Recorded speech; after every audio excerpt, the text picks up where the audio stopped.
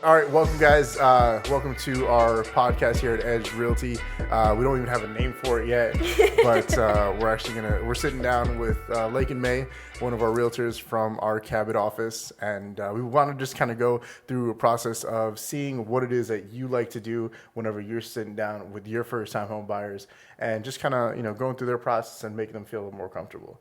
Absolutely. So, for instance, like if somebody came around, actually let's start off by giving a little backstory. Give yourself on your little backstory about yourself. I'm from Cabot, graduated from Cabot. I've been there since I was probably 4th, 5th grade. I'm in the Kiwanis Club there. I'm very interested in, my hand in the community as far as that goes. My husband is from BB, so we moved there this past year, and I love it there too. Oh, I love it. I love BB, my favorite. But yeah, so my mom was a lender all the way through high school, and she's done it for, I think, 20-something years now. And my grandma is in title. She does title searches, surveys, stuff like that. And then my aunt is a processor. So as far as, family dinners and events, that's all that was talked about, was this lingo of, real estate lingo and lender lingo, and it's just, that's all I've ever heard of. Good deal. So I got, I graduated high school and wanted to be a dental hygienist, and did not like it at all. I hated it. I got into college. I was like, this is not for me. So going into that, let's just kind of talk about that. So going into that, what made you want to be a dental hygienist at first? I didn't want to. I feel like it was almost rebellious because my family was in it, so they wanted me to be in it. So I was like, I don't want to do what they want me to do. It's like doctors that have children and then they become lawyers. Yeah, so I was like, okay, I'm just going to do a different pathway, do my own thing. And I thought I was doing something big here, And I was like, okay, so I got to college, and I was like, maybe I didn't make the right decision. So about a year and a half in. What was it about it that you were just like, no. People's teeth are gross.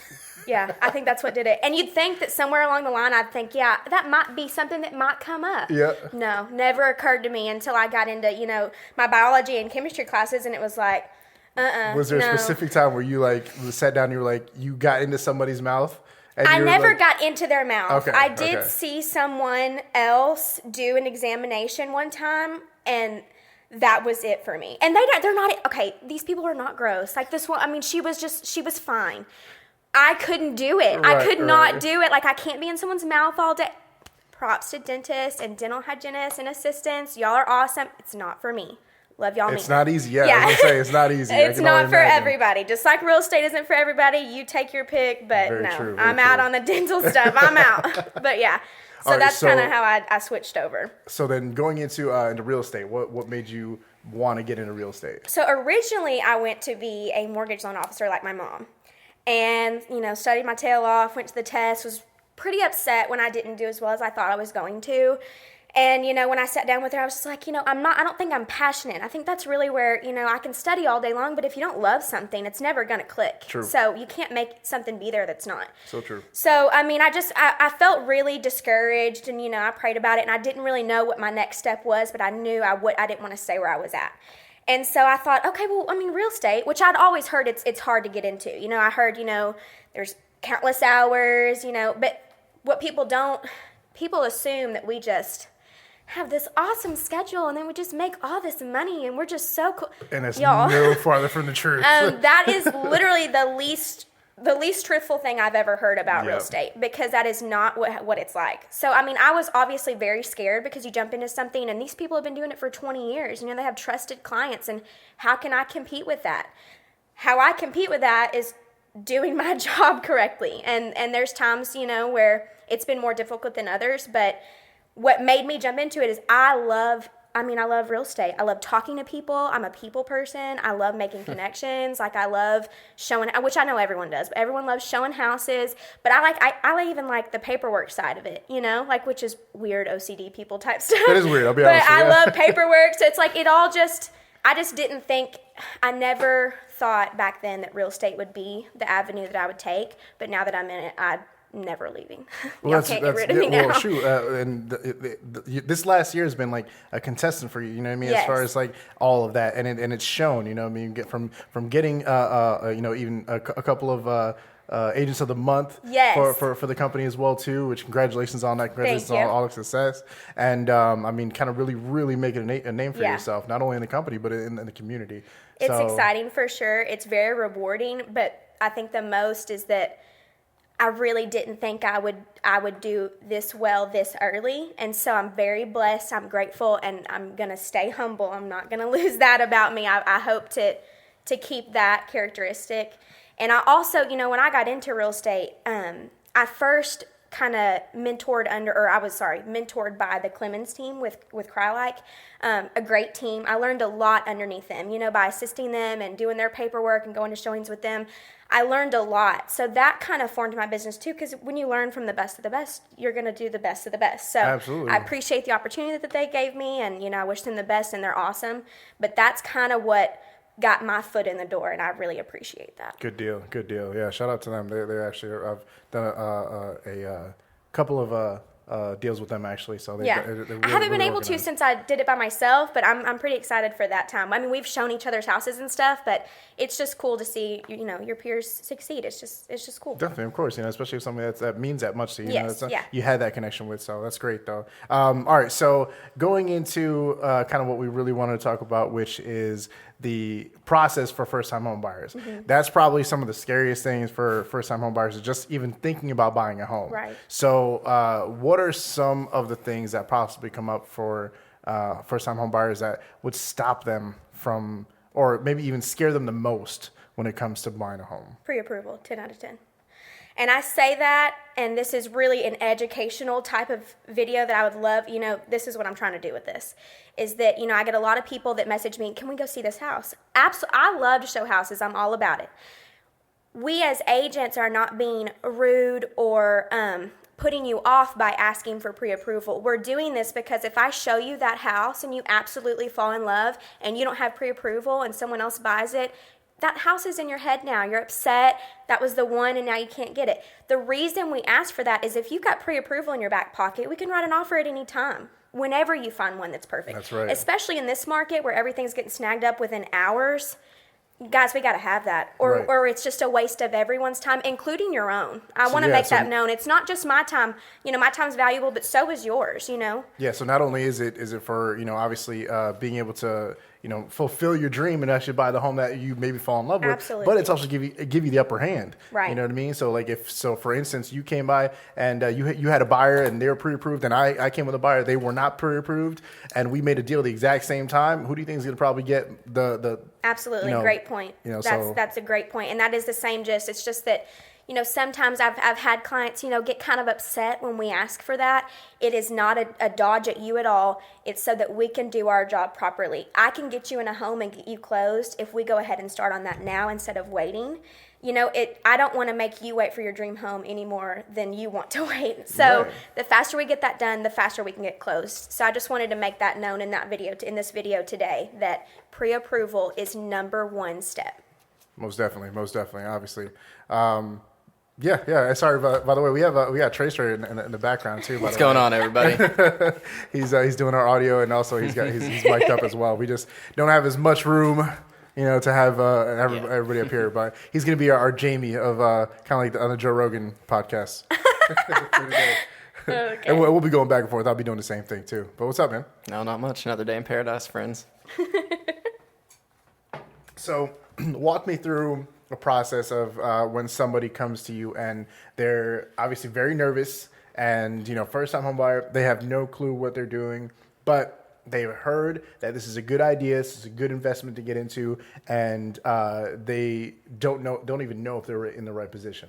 What's the first thing that you would, obviously with the pre-approval, go a little bit into what you would explain to them? About pre-approval or post pre-approval? Let's go post. Okay. Post pre-approval. So we've got pre-approval letter. So we're starting to look at some homes. And they, as a first-time home buyer, you said it's very nerve-wracking. You've never done it before. When you step into that realm, it's kind of like, okay, that is where your realtor expertise comes in. Choose the right realtor for you, first of all. I'm not everyone's cup of tea. You might, it's the same. Pick who you trust to get you to that end point. Absolutely. 2, let's see. I lost my train of thought. Sorry, I've even got like a little list up there in that little purple spot up there. If you want to look I at think that. the list was giving me this. Okay, so we're looking at houses. Before I ever sign a contract with a buyer, they walk in, they find this is the first house we've looked at, and they're just head over heels. We've got 5 more to look at.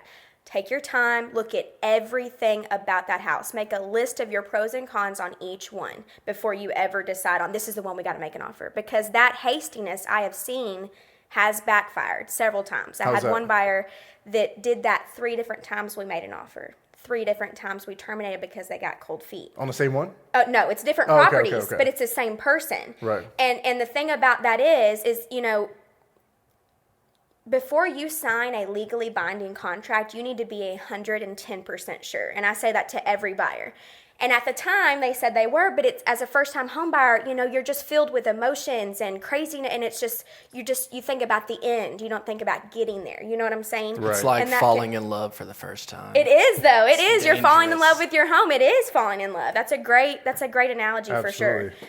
But yeah, that's we need to be calm and patient and think about every little thing before I let you sign a contract with me.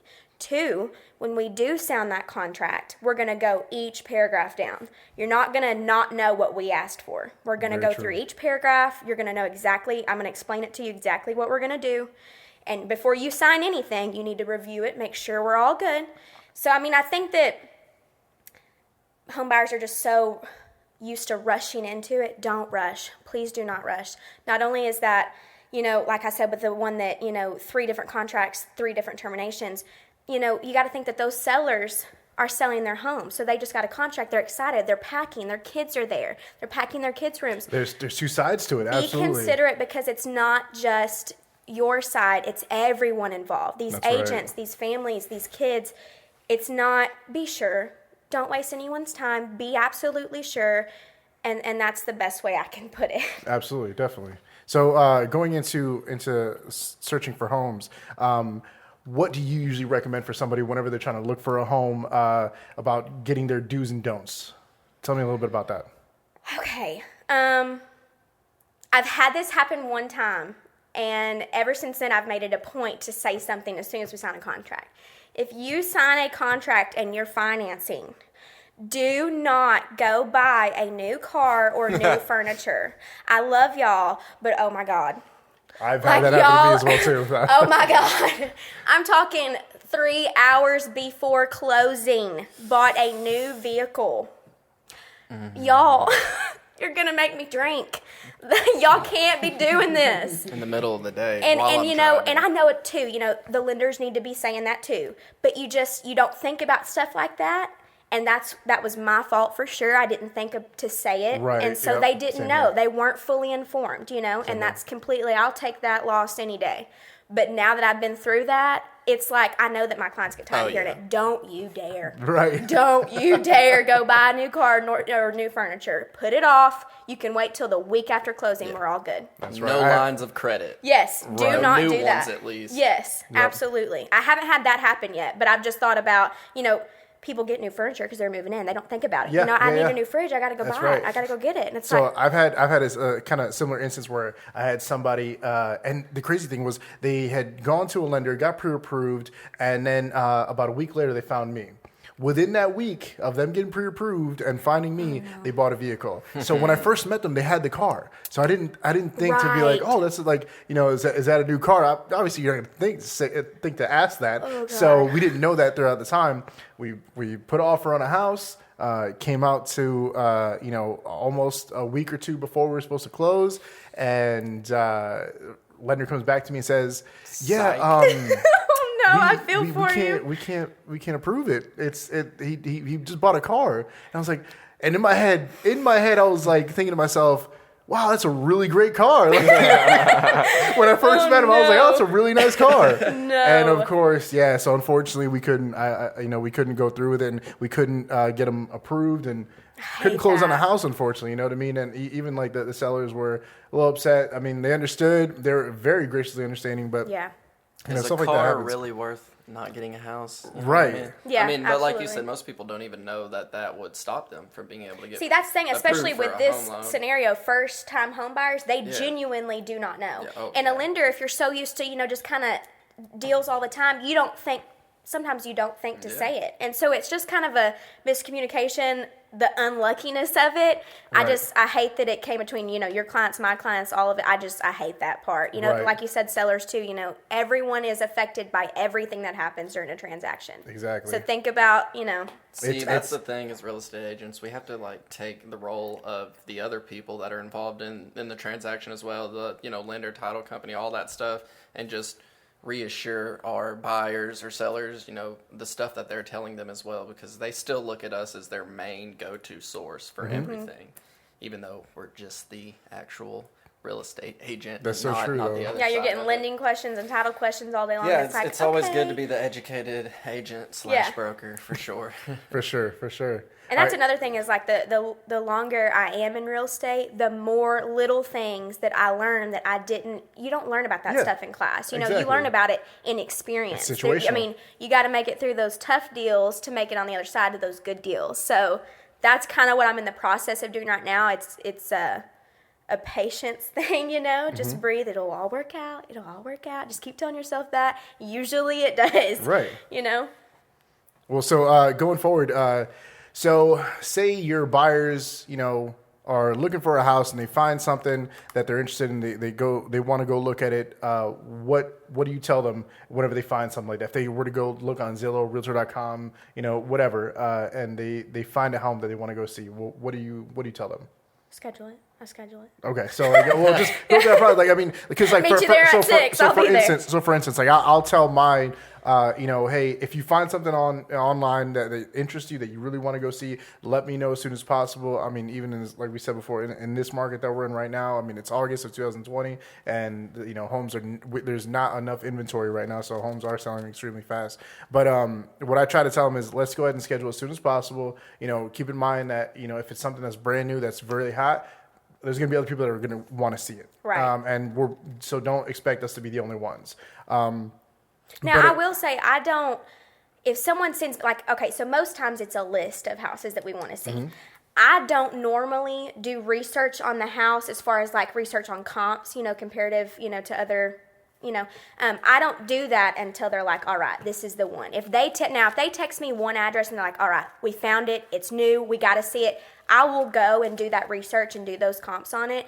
But I don't want to do comps on 6 properties that we're going to see one night if, I know that 2 out of 3 of them or 2 out of 4 of them are not going to be what my clients want. Because, the upper hand we have is that we show these houses all the time. There's a lot of times that you'll show one client this house that you showed twice to other people. So you kind of know what to prep them for. Some inside information, yeah. Right, and that's why they trust their realtors. If I've been there before, I can tell you, well, while I was there, I went ahead and got the property disclosure. This is what's going on. So I can save not only myself time and them time, but the seller's time. I don't want them to get their hopes up that we're going to show it, make an offer, if I know right away this is the situation. So Are you willing to take the risk on these things, especially foreclosures? That's the biggest thing. That's tough is one because too as well. I think a lot of there's misinformation about foreclosures because people see stuff like, Chip and Joanna flipping these houses, and they just think we could be that. We're going to be that. HGTV is great, but at the same time, it could be it's so a crush. You're seeing one side of that, y'all. One side that they're allowing you to see. You don't see the other side of that. That's right. The problem is you're not even seeing that whole one side. Exactly. So you're seeing what they want you to see. So people come to me and they're like, we really want to flip a house,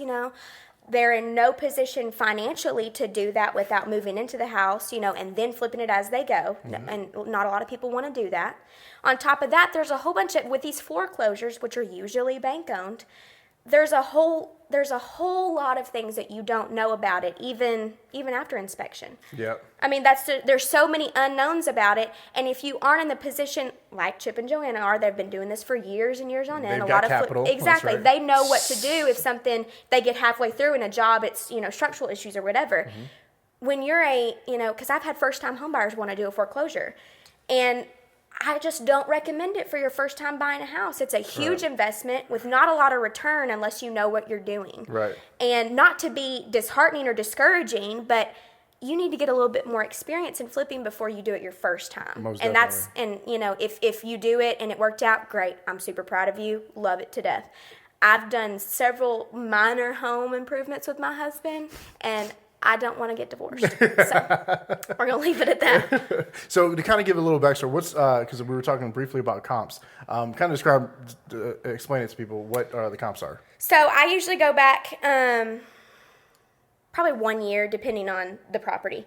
But usually 1 year with the same criteria, around the same square footage, around the same bedroom, bathroom, split floor plan, all that stuff. If it's a foreclosure, if it's not a foreclosure. What I do is I go through and choose houses that are heavily comparable to the house that we're comping. So, like, what I'm saying is that if a buyer comes to me and says, we want to buy this house, okay, well, I need to run comps to make sure that we're offering market value. Not over, not under. I need to be, precise on our offering price. So let me run that. That's when I find those properties that are the most comparable to your home and see what price would work best, market value. Now, with the market being the way it is right now, the seller's market, things are going overpriced. But as long as appraisal comes in good, we're all good. I have seen several times lately with it being a seller's market because sellers can sell for what they want and people will take it because we have zero inventory almost. Right. So I've seen lately appraisals are coming in much lower. That's why we do the comps. We don't want you to overbuy a home or underbuy, It's just we want to do the most accurate price. Tell them what. So, for instance, like what happens whenever we do when you purchase a home and it's way under the appraisal value? Well, seller either has to come down or you have to pay the difference. And so say like for instance, like if we bought a house at, just for sake of argument, $150,000 and the appraisal came back at $180,000. You know what I mean? Like, yes, that's great for the buyer, right? But at the same time, that brings down comps on all the rest of the houses in that neighborhood, if there are houses in a neighborhood. Exactly. So, and obviously, people aren't going to be happy about that. I know if somebody sold, for something $30,000 less than what my home is sold in my neighborhood, I'm going to be a little upset. You exactly. know what I mean? So, those are the type of situations that people don't really understand. And that is why we want to keep those values coming up. Even if you're not buying or selling right now, you need to be paying close attention to the housing market. Because even if you're not going to do those things, be aware of what your market value is for your home in case something does happen and you know what you can get for it. Be educated, be informed, ask questions. Even if you're not buying and selling, you need to know what's going on right now because it is a huge jump from where it has been even last year. Year before that for sure, but even last year, and it was a good market last year. It was. Same time this year, it was a great market, but it is doubled, almost tripled as far as my production because of this seller's market going on right now. We're 27% higher than last year, year to date, so that's insane. Yep. Yes. And we thought last year that's from NRA, isn't it? NRA said that? Yeah, I got that from Keeping Current Matters too. I think they got that from the NRA, so I think that's where it sounds right. It makes sense. It's stats. insane. It's crazy what's happening right now. And like I said, the best thing that you can do if you're not in the market for a house or to sell, pay attention to what is happening around you. Right. Because it will affect you whether you're a part of it or not. Absolutely. So going into, say in a perfect world, your clients went ahead and they found a house, you did the comps, it's at market value, and they want to make an offer. What happens next? Well, like I said earlier, we'll sit down, or if that's not. With COVID right now, it's been kind of different. So if we can't sit down, we'll do a phone call, or if they can't, talk on the phone, I'll do a detailed email or text message going over each paragraph of what we're asking for. Because even, some of those paragraphs that aren't important, they are important, but for someone who doesn't know what a contract looks like and they don't want to offer something that they don't know what they're offering. I don't want anyone to be uncomfortable or not know what their paperwork says. You know what I'm saying? Because that can be... When you get thrown into this, especially in this market where things are going fast, you just go, okay, we got to make an offer right now. Let's do it right now. We got to send it in. Well, you need to understand what you're signing because you are signing it. It is legally bound, and I want you to know exactly what you're asking for. Mm-hmm. Because if we send over, not a very well written up offer, what do you think they're going to do? You know what I'm saying? If it looks like you're not educated and don't know what you're talking about in an offer, they won't even present it. I've seen it before with new agents that. I've received an offer before from a new agent that it just seemed very sloppy. And to a seller, what do you think that looks like? You know what I'm saying? Yeah, I understand. So I try to do it the most, I guess, organized way I can and also explain it to my clients the same way. Paragraph by paragraph, this is what we're asking for. This is what we're going to do. This is what we're, just to make sure that they're aware of what's happening. Right. Because it can, like you said, it's a stressful So if you don't know what you're talking about, you get even more stressed out. Okay, so are we making the right decision? It's just a lot for some people. Most definitely. So whenever you get the offer to them, obviously you're in a perfect world, it gets accepted. Then what's your next step? So it's signed and everything. Mm-hmm. Okay, so we send that into the title company and the lender so they can get cooking on all the paperwork. Then I go ahead and schedule inspection, which inspection has to be done within 10 business days, usually, if it's a normal contract. No foreclosures on this. If it's a normal contract, within 10 business days. So I go ahead and schedule that out, the inspection, let the agent know when that is, and just kind of keep in contact with the lender and title company the whole way. The whole time, weekly. I have it in my calendar weekly for each deal. At least one day a week, I check in with the lender and the title company to make sure that we're on track. Once I get the inspection report in, we go over that together, me and the client, whether it be over a phone call, in person, or over a detailed email or text. This is what I think that we should ask for. If there's anything you'd like to add or take away, let me know. This is completely up to you. Do you ever tell them anything like leading up into the inspection, as far as like what to expect from the inspector? Yes, yeah, for sure. If there's anything that comes up while I'm at the inspection, he goes ahead and, usually the inspector goes ahead and tells me if there's anything that he's going to go ahead and put on the report. Not many times have I had something huge come up while I've been there, but that's not to say it won't happen in the future. But that's, part of the reason we go is because, a house is occupied and we want to be the representative to make sure nothing happens while the inspector is there, number one. That's real estate law.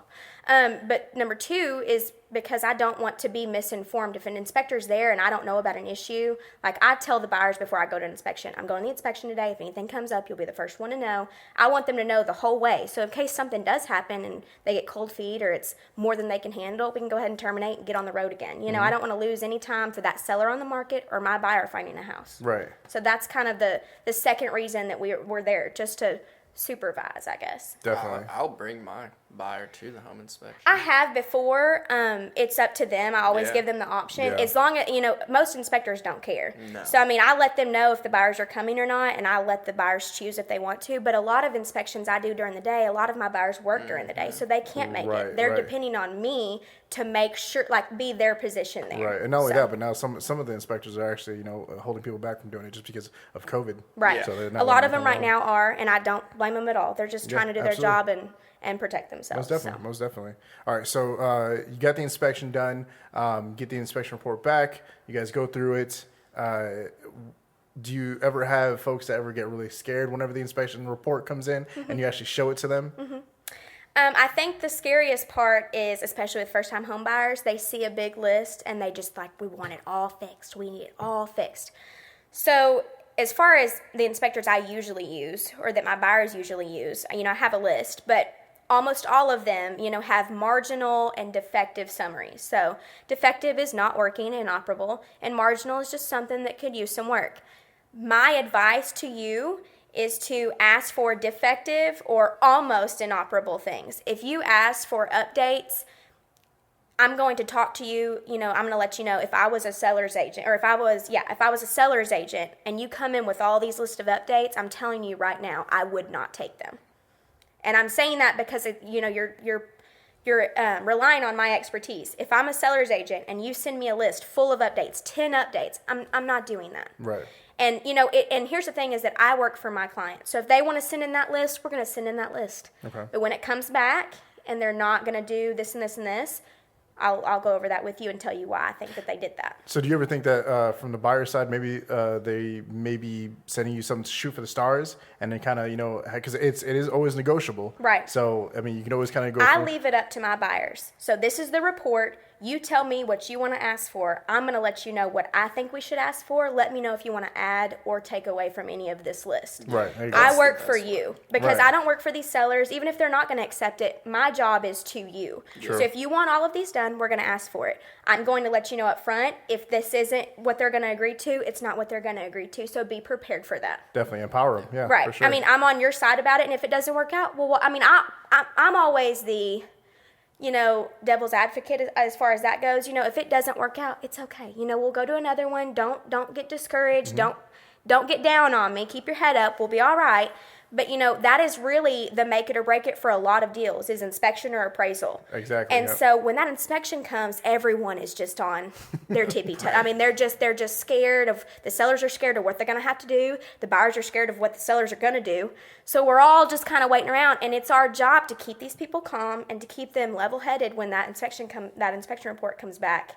And they're like, no. I have to prepare my buyers for that because I don't want them to be blindsided. Exactly. It's true. Yeah. I feel you on that. I like to, whenever I get it back, I try to tell them, hey, these are things that need to be fixed right now. These are things that could be fixed later down the road. Can we address these later? Like, do you really want to lose a house over a couple minuscule things that could be fixed yourself? Or if you just hire a contractor, it's super simple instead of, blowing up and going over the top over home inspection. Because then after that, you've got what, in my opinion, is the scariest part of a transaction deal. That's the dang appraisal. Mm-hmm. Yeah. So especially right now. Yeah. Do me a favor, press that red button and just stop recording. It stopped recording? Well, just the video. Audio's still going. There you go. Yep. When it gets to 4 gigabytes, then it's like it stops on its own. I gotcha.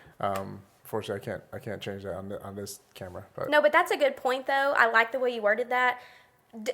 Are these list of not gonna do? Is that gonna kill this house for you? Do you love it enough where you're gonna be able to take it? Do you want to pay another $500 for another inspection and wait even longer than you're already gonna have to wait to close? I mean, yeah. So but and that's this type of stuff that we do have to let them know and kind of make sure that they understand. But it's not, and again, it's not to discourage them from picking the perfect home that's right for them. If it's not, because at the same time, if it's not right for them, I'm not gonna push you to go into a house that you're not gonna be comfortable with. Especially for a first-time home buyer, it's a huge investment, not one that they've usually made before. It's the biggest one of their life. Exactly. Yeah. So I just want to prepare them for anything that may come up, not to scare them, but to prepare them. Yeah. I don't want you to get, you're just so happy, and then a week before closing, appraisal comes back not the way we wanted. I want them to know, based on the information I've got, this may or may not be a possibility, so be prepared if it is, and I'm prepared if it is. We're ready to go. Prepare them for the worst. We're going to battle. Let's go. Sometimes it's better to be safe than sorry. Absolutely. For Every sure. time, for sure.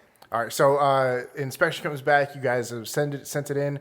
There's going to be some times where there's some negotiation with the inspection, which is with the IRSA, which is the Inspection Repair Service Addendum, and they're going to, there might be times where the way I say it is they're going to take either one of 4 ways. They'll do some, they'll do none, they'll do all, or they'll give you an allowance and you can do it after closing. Mm-hmm. And the none part usually scares everybody, and obviously there's been times where that's happened. But you also got to understand there might be situations where, for instance, I had one where, I had a buyer and they were first-time home buyers. They went into the home and ended up being that the seller wasn't going to do any repairs.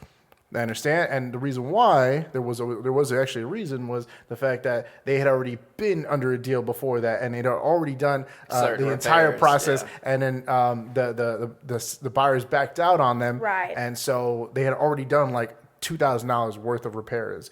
Coming out of pocket $2,000 is not easy for everybody. So. That's what kind of led to that from being into our position, which we ended up going through all the report and everything like that and seeing what all the problems were. And really, it was kind of minuscule things. It wasn't anything that was huge defective. Nothing wasn't like non-working. If it was something that was non-working, it was like a light or something like that, So it was minuscule things. So we were able to kind of live with it. But it did still empower the buyer to be able to know what was going on with the house, if there was something that needed to be fixed or something needed to be changed or something that wasn't the code, which that was in effect, but it still they had that information for themselves. So that way, and it ended up being that they had, a lot of friends that are people that are very handy, and they were able to go ahead and go into it and build and, make the house what they needed it to be, so. Or at least fix any of those problems that they felt that was, any type of situation. But okay, I digress. All right. So going forward, you got the inspection back. You guys are doing they're doing the repairs. In a perfect world, they say yes to everything. And what happens next? So my next step usually if they've agreed to everything, checking in with lender to see if appraisal's been ordered yet or not, based on those repairs being done. Because some of those repairs are, something that the appraiser would need done as well, especially on VA appraisers or appraisals. I was gonna say, depending on a lot of those inspections, the repairs are supposed to be done are also needed to be done on prior appraisal. to before closing. So I usually like to go ahead and check in with lender, make sure that that's been ordered, and if not, it should be ordered. And when it's going to be completed, they'll reach out to the listing agent to schedule that. Usually appraisals come back, a week before closing, so we can go over, what value it came in at, all that. I have had one situation with an appraisal. It was in Lone Oak, and the house had, the sellers had added a half bathroom. And the appraisal came in probably $4 or $5 grand under. So was this like during the transaction process? Yes. Oh, so yes. they added the half bathroom. Okay. No. This was before. When we showed it, the bathroom was there. Okay, It was there. Okay. The appraiser was older. He had been in it for a long, long time, and went out there and didn't do the half bath. So we were me and the lender just racking our brains. Why is this appraisal coming in so low? Where are we missing $4 to $5 grand? What is this? What are we missing? And it clicked. Half bathroom. I called the appraisal, the appraiser, me and the lender, and it's like, hey, there's a half bathroom missing. So prior, we had called him and said, what's the issue?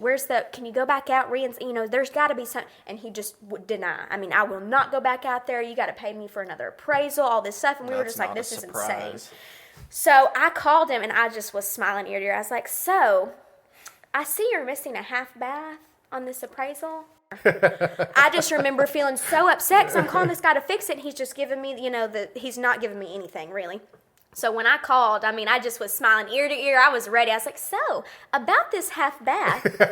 And my clients were over the moon. They're like, thank you so much. And it worked out perfect. But it's times like that where it's like, it's our job as professionals to keep our head and to make sure that we're doing our jobs correctly. There are things that we will look over or miss, and that we are human beings. At the end of the day, we're realtors, and you trust us, and we love you guys. But we are human beings, and things happen, and we all have to be understanding of that. And not only that, but just like you said, like there's other things also that people don't see that we do, as well as like speaking to appraisers and stuff like that, and making sure that other mistakes aren't being overseen, right? And just kind of double checking other people's work, while hopefully people are double checking our work at the same time as well, exactly. too, which they are, because that's what we have, brokers and also title companies and stuff like that are there to back us up too, right. But we're hopefully there to kind of back them up as well too. So, right. But yeah, that's a really good point. So there's always that list of things that people don't really know what realtors actually do. And what goes into it. Right, because that wasn't my job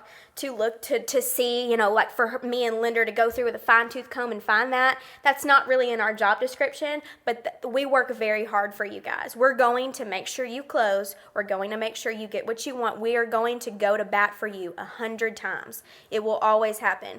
My only ask for you is because I have had clients that we ended on great terms. We're all good. But, this is a lot of money, okay? This is a lot of money that both parties are spending, sellers and buyers. So we have to be understanding that when money is involved, people can get emotional and they can get upset. So, I've had clients, have choice words with me before because of, a lender or an appraiser or an inspector or what have you. And I take that with a grain of salt, we'll just keep on moving. But it's our job, we can only do what we can do on our side. I can talk to everybody under the sun for you, and I can try to, twist things and do this for you and see if I can get this done. But my job to you is to be honest and truthful and do my job. If an appraiser comes in and says, I'm not changing it, he's not changing it. That the luck of the draw with that half bath, it just happened to work out that way, and he realized his mistake. But it doesn't always happen that way, and we just have to keep level-headed. Everyone's got to keep on the same page. I work for you. We're friends usually. At the end of the transaction, I don't call my clients clients. They're friends of mine. I love you guys to death. That's right. So if we can just transactions. Exactly. If we can just all see each other's point of view, everything will just go smoother. Everyone. Not just me and you. I'm talking about the sellers, their agent, everyone. If everyone can just think about someone else during this, we'll all be okay. Yeah, it's got to be, there is a sense of empathy that has to be in absolutely. There from every side too. So that's a really good point. All right, so the appraiser comes back, and again, in a perfect world, you guys are good to go. It comes right at market value, and what happens next after that? I go ahead and let them know, I kind of communicate with the agent and the lender and all that on closing date, what time, the title company, go ahead and schedule that out. Make sure that they've got a folder from me for everything that they've signed from start to finish. Usually get them a closing gift for their new house. And then before closing, we always do a final walkthrough, which is, I usually do it the day of, y'all. And the reason I say that is because I've done it the day before, and they can do so much in 24 hours. So I always do it right before closing to make sure all the repairs are done, we're good to go. In a perfect world, the repairs were all done. And then we go to closing, and you guys get to sign on your new house, which that's always usually, I remember, usually the scariest part is when, the title company brings out that list of the term, like, it'll be 2063 when you get it paid off, and they're all like, oh, God, what did I just do? But that's why we go to closing, too, is to hold your hand. We're going to be all right. We're going to make it through this. Just hold my hand. Just hold my hand. That's awesome. So, like, whenever you guys get to the closing table, what's some of the emotions that are going through people's minds whenever you sit down? Almost always happy. Almost always really excited. I've had a lot of people cry, which I'm a crier, so I'm crying with them. I'm all about it. I bring, if there are people I know, I bring my kiddo that knows their kiddos, and we just kind of, it's just cool to see, because all of this that we've talked about, all of these hard times through a transaction where it's just some days I'm just like, oh, God. Oh, goodness, we're going to barely make this one. And there's not many of those days, but there are those days, and it makes it really hard because people don't realize how much you actually do. Yeah. And then when you get to that closing table, it all pays off. Your clients are happy. You're happy. Their kiddos are happy. Title company, we're all happy. That is what makes this business worth it. Those days in between are so-so. But that closing table makes it, this is why I love to do what I do. Right. That one's kind of like the icing on the cake. Absolutely. It really is, where we get to sit down, and that, like you said, the emotion comes through, and that's where, like, I'm usually the one crying first, and they just kind of follow suit. Oh, God. we did it. Yes. We did it. Especially with first-time homebuyers, too, because this is their first time. Oh, so, yeah. I mean, it's very emotional because this is they feel proud. They're very proud. They're excited, and as you should be. You should be very proud. This is a big investment, a big move, and I'm proud of you. That's right. It's like I like to say, it's called adulting, Yeah, right. Yeah. The adulting gets real. You feel good when you do that, though. Right. Especially when you're, young. I work with a lot of young people because I am young. I know these people. And to be that young and to make that big of a move, you feel very confident in life. You feel like you've done the right, and it's just, it's cool to see. It's cool to see the people around you do big things. That's what it's all about. That's awesome. Growing up. So what I also wanted to talk to you about was being the fact that we're in a really, not even, I want to say dense, but that's not really a good word, but the seller's market that we're in right now. We're in like really an anti-dense. Anti-dense, yeah, lack of inventory. Here, listen to this. This came from Black Knight, and they do mortgage monthly reports, and as of right now, buying power is up 10% year over year, meaning the average home buyer can now afford $32,000 more on average than they could last year, just because of the low interest rates and fees that lenders are putting out there now. That way, everyone can, actually purchase a home. That's awesome. That's crazy. You should send that to me. Yeah, I will. And it's That's crazy. cool. So, That's cool. like, that's one thing that is definitely empowering the buyers right now is the low interest rates. But what's something, with it being in a seller's market, and I say seller's market, again, just because of lack of inventory, not because of, because when there's a different, is it true? Let's talk about this real quick before I get into what you would tell your buyers to empower them a little bit more to be able to make a deal and get a deal closed. What type of, I feel like there's different type of sellers markets. I feel like right now we're in a different sellers market than we were maybe when the market was extremely hot, was like 2016, 2017, I think, something like that, where it was just extremely dense. Like homes were not staying on the market, but there was still inventory. Now we're in a position, I feel like, where we don't have inventory, so that those houses are still selling extremely fast, the ones that are coming on the market. So it's a different type of seller's market, but so for right now, we're in that seller's market that has no inventory, so that when it does give power to those sellers, because of the fact that the buyers are so dense, extremely dense, because of the fact that we do have lower interest rates. Meaning the industry, not ourselves. We don't do loans, but Just clarify that. Please. I don't want to get in trouble by the commission. Look, there's just a bunch of uneducated people out there right now, and they're hearing one thing from the media and one thing from their Facebook friend, and neither of them are true. So that's the big thing right now with us real estate agents who care. We have to educate the general public, whether they're a client or not. People need to know this stuff because the housing market is the backbone of America, and if we're going to make a comeback from this crazy stuff we're going through right now, we have to be buying and selling houses. And people are afraid to sell because they don't know what they're going to do. Right. I was going to say. And like I did a video yesterday on Instagram, and I just did the Cabot market report for 7 days. There was 49 that went under contract and sold, but only 41 new listings. Those numbers don't add up. Right. You know what I mean? Like, you can't have more going away than showing up. Yeah. That's why it's preventing people from wanting to sell. And, I try to hit them with the, hey, we can build you a house thing.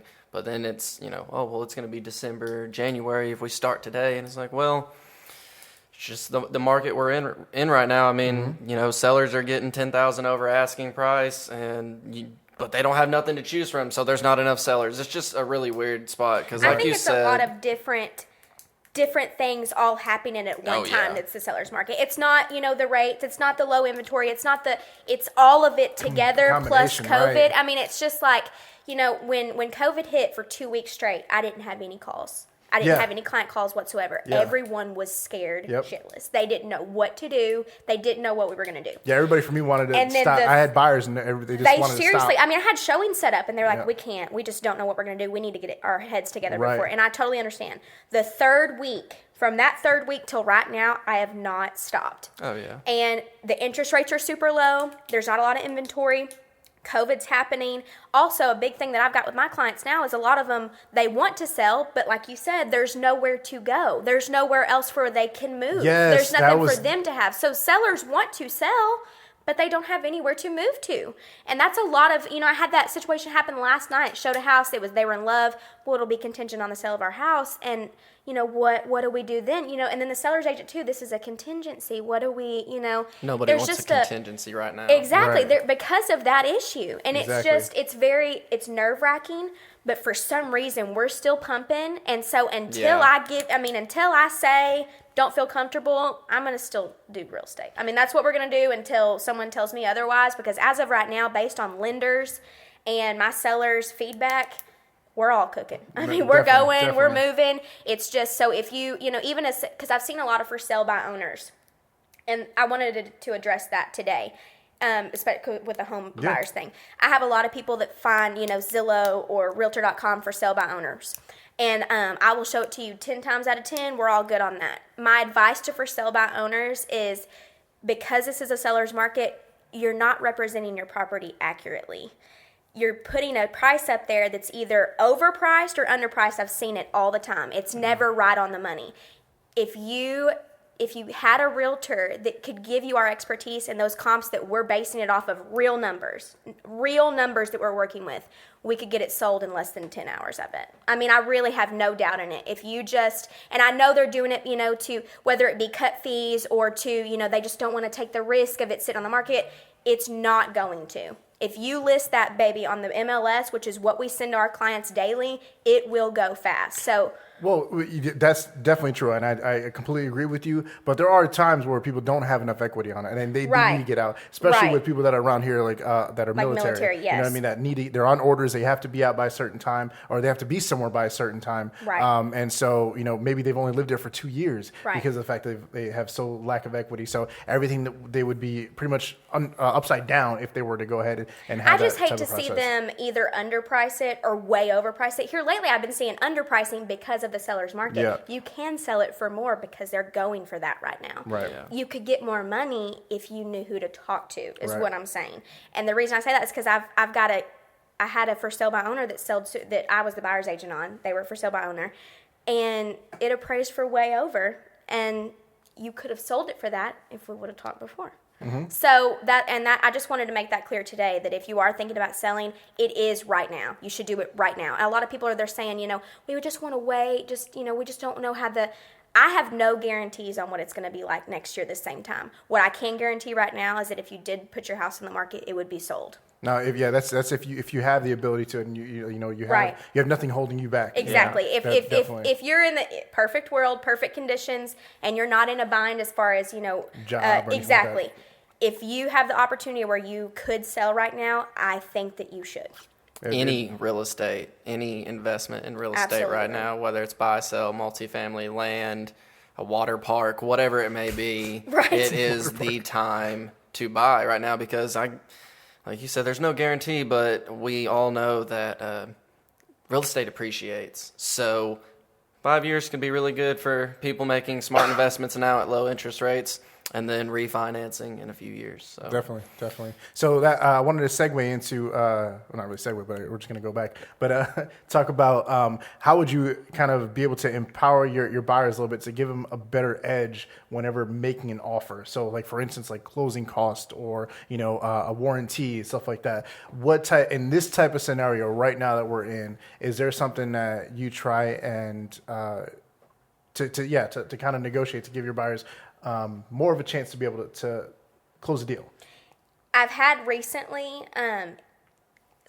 probably 2 or 3 buyers that didn't have to have their closing costs covered. They could either wrap it up into their loan or put that up front, and which is great. I mean, that's awesome. Proud of you guys if you can do that. So here lately, if we don't have to do closing costs, we're not going to ask for them. We're going to also provide a pre-approval letter, obviously, because that's going to be your extra edge too, like we were talking about a while ago. Mm-hmm. If you're up against someone who doesn't have pre-approval, what do you think a seller's going to do? I mean, if they can see that you can definitely afford this house and this other person we don't know. Now, having said that, there are lenders out there that can get your pre-approval within like 45 minutes. Mm-hmm. You know what I mean? So we do have that. So if there is a multiple situation, I guess that's where we kind of use the closing cost to our advantage. And this is where your realtors come in. If I know that this house has been on the market for 4 hours. We jumped on it, we went over there, showed it, and I know that it's going to be gone quick. I call that agent. What offers you got? Do you have offers already? Let me know. If you are going to get an offer, let me know. Now, we don't talk about the details of that offer, but I need to know how competitive we need to be. And that's where your realtors come in. We just, we talk amongst each other. What are we working with? Do you have a contingency? Is that something that your other buyer is going to do? Because that's when I will base what I'm telling you to put on your offer. I have to base it off of, because this is a competitive market right now. The last 4, 5, 6 contracts I've had have been multiple offers. I have to be competitive. And, when your buyer trusts you to do that, and, they give you a threshold or they give you, this is what we can do, I'm going to do some magic and see what we can do. Definitely. And I've obviously gotten beat out, twice, 3 times this year, but 5 more times we didn't because we had that pre-approval, no contingency, no closing costs, no warranty. I mean, these people are going to take what they can get because there's nothing else for us. Yeah, that's giving the home buyers a big advantage in the market right now, especially not having any type of contingency, nothing holding them back. So it's not going to hold back the sale of the house as well. Right. Too. So if you want to win right now, full price, no closing costs, no contingency, you'll win every time. Amen. Unless they're coming in with higher than asking price and the exact same stipulations, then you'll win every time. Yep. I mean, I've had buyers lose out multiple times. Another thing that I feel like should be said right now because of the market being the way it is, do not lowball right now. Yeah. No. And I say that because I have sellers, do not bring us a lowball offer right now because we are not getting lowball offers. We're getting list price, sometimes over. So if you love a house and you're going to do it, you should talk to your realtor, and your realtor should tell you, this is what the value would be. If you give me an offer less than that, I mean, obviously I present everything to my clients. They're not even going to entertain it. Now they're going to be insulted, so if you were to make another offer, they're not going to be happy. Mm-hmm. And I say that to educate you because I've seen it happen before. If you give us a lowball offer, my seller is going to be upset, and even if you were to go up to where we want to be, I bet you they would not take it. Especially if someone else puts in the correct offer. Exactly. And so I just, used to maybe, last year even, especially, foreclosure, sometimes you can do that. But for right now, with our normal listings, please do not give us a lowball offer because my sellers aren't going to entertain it. Definitely. It's just not going to happen. Absolutely. All right, so let's cap this with what's the big goals for the year? You know. My plans are to make the May team. My husband is going to be licensed with me, so he's going to come on with me. And hopefully it all goes good because we just found out we're pregnant. So What? Yeah. Oh, snap. We yeah, right. That's what we need. We need a dang champagne pop. Yeah. No, What? but Congratulations, thank by the you. way. I God, appreciate that's it. awesome. We've been Yeah. trying for a little bit, so we're very excited. We're very grateful. You heard it here on the podcast, guys. You did. I Here was really. I first. didn't know if I was going to say it, but now that we've talked about it, I'm excited. He's excited, so we want to put it out there. I mean, you've talked to my husband a little while ago, and so what originally happened? Zach my husband Zach. He went to real estate classes before me. And because my mom is a loan officer and she was trying to push him into it, do business with me, we can do business together. And so he went to real estate school, and he was working full time, and we had a little one, so it was kind of difficult for him, but he loved the classes, and he just decided, at that time it was not good timing for him. And then I jumped on it, and I've had a fantastic 2 years. I love my job. I'm doing very well. I'm grateful and blessed for all of you guys. I appreciate your business and your support. And you guys are the reason that we're able to do this. So we plan on in about probably 6 months, he'll be on full time. Right now he's doing showings with me and inspections, and he's doing what he can with his job. But 6 months he'll be out of his full-time job and doing it with me full time. So we have big plans. We're very excited. I'm excited to kind of have a teammate again. I didn't know if I was going to do a team again, but we work really well together. And because of him having a different job and me doing this, he's been able to see me. He hears me on the phone. He sees me at inspections. He sees me at showings. He's taking it all in. He's learning. And we also have a great team of agents at both of our offices that he can, mentor, with. So, but yeah, we're really excited. I'm hoping that it's just getting to the point now, blessed, but it's a lot, so I need somebody else. Yeah, we sure. already hired an assistant, and I need another buyer's agent. That's awesome. So, That's awesome. So, yeah. Teamwork makes the dream work. that's right. Absolutely. We're building a brand over here. We're extremely happy for you. Thank you. We're excited for you guys as well too. Like I said, I talked to Zach a little while ago, and when he told me that, I was like, it's perfect. It's a perfect idea. awesome. Yeah. Absolutely, that's exactly what you need to do. Right pretty step, cool. right direction. Yeah. That's right. You got to So- scale up. You can't stay small. Absolutely. Well, that's what I feel like I didn't realize until I got to the production I am now, where once you hit a certain, I want to go up. I don't want to fall back down. No. So I'm going to keep climbing, and I can't do that with just me. So, and me and Zach work really well together. We have a good understanding of I'm going to do this, and you're going to do this, and we just do it.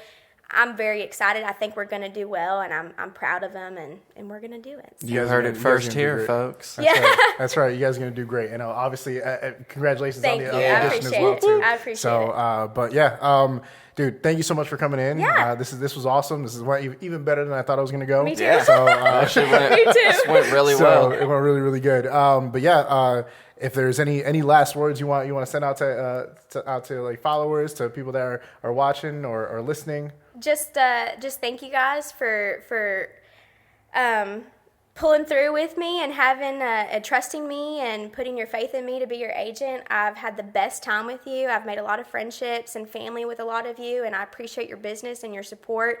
I love Edge Realty, and we would love to have you if you're thinking about getting into real estate. If not, absolutely contact me for any buyer or seller needs. Awesome. All right. Again, that's Laiken May, guys, and then we got Tracer behind the scenes as well. What's too. up? All right. But yeah, awesome. Thank you so much for coming in, and that's it for me. Again, my name is Joshua Suarez from Edge Realty, and this was our podcast with no name yet, Untitled. Thanks, guys.